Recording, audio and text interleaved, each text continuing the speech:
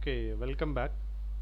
So, as we discussed in our previous lectures, design of springs, today also we are going to see an important problem in a design of springs. So, for the past two problems, we were discussed about an application-oriented problem. So, this is also going to be an application-oriented problem. You can see here a railway wagon. So imagine you may seen a particular type of a thing at the back of every railway wagon which is available. So we are going to speak only about this. A railway wagon of a mass 20 tons is moving at a velocity of 2 meter per second.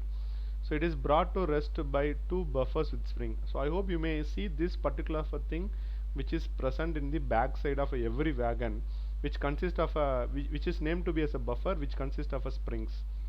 Okay, here it is having a by two buffer springs of 300 mm diameter. The maximum deflection of the spring is 250 mm. Here I can write this as y max, or in some of the thing they will be giving us a tau max. Okay, so deflection. So maximum deflection, I have to be very clear. So the allowable shear stress of the spring material is 600 megapascal, which is nothing but tau. So here I need to design the spring for the buffers. So this for this particular component, so I need to design two springs. Okay, so since I need the dimensions of the spring, now let us go to the given data.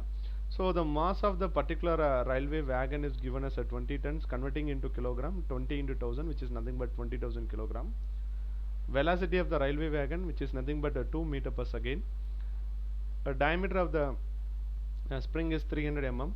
So I am giving two notations here, either U max or delta max, which is nothing but 250 mm. Shear stress tau is equal to 600 megapascal, which is nothing but 600 Newton per mm square.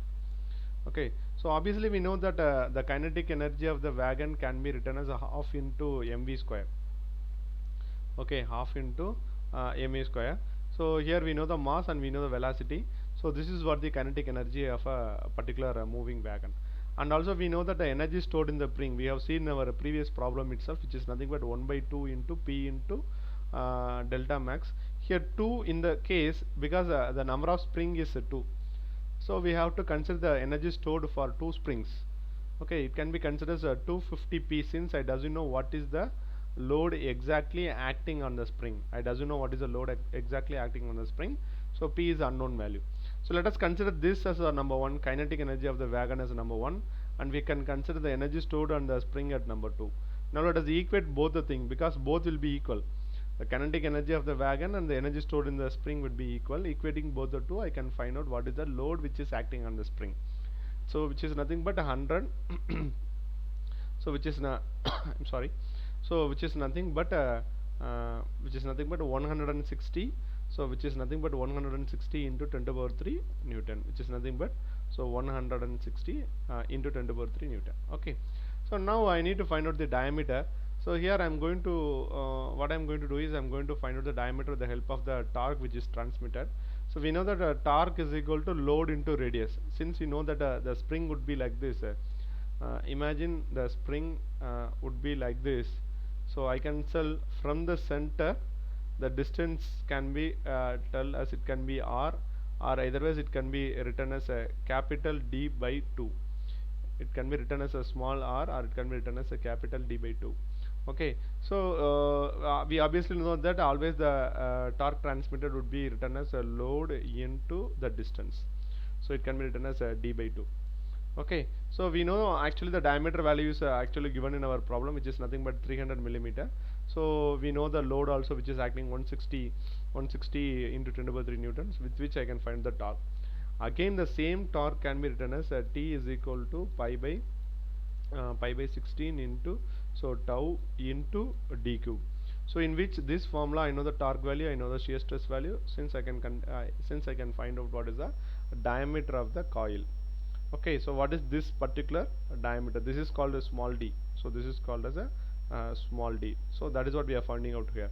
So since I know all the notations, I substituted and directly I find out what is the diameter of the coil, which is nothing but small d is equal to 60 mm, 60. So now I am having a capital diameter, I am having small diameter. Let me go and find out the other dimensions of the spring.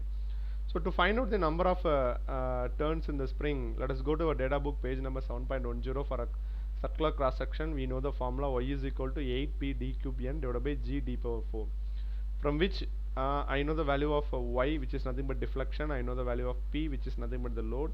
I know the capital diameter. I know the modulus of rigidity. I know the diameter of the coil. Hence I can find out what is the number of the coil n. So by substituting all the values over here, this y I can take in, which is nothing but a deflection which is given in our problem. So this is the y value. Okay, so y is nothing but 250 millimeter, from which I have taken, and I have find out what is the number of coil. So from data book page number 101, I repeat again, from data book page number 7.101, assuming it is to be a square and grounded end, take total number of coils n dash is equal to n plus 2. So it is very important. Since I am assuming it as a square and grounded end, I need to go to the data book page number 7.101, and I need to find out the total number of the coils n dash is equal to n plus 2. Since we have found out n is equal to 8, 8 plus 2 is equal to 10. The total number of the coils in the spring is equal to 10. Now let us find out what is the free length of the spring and what is the pitch coil.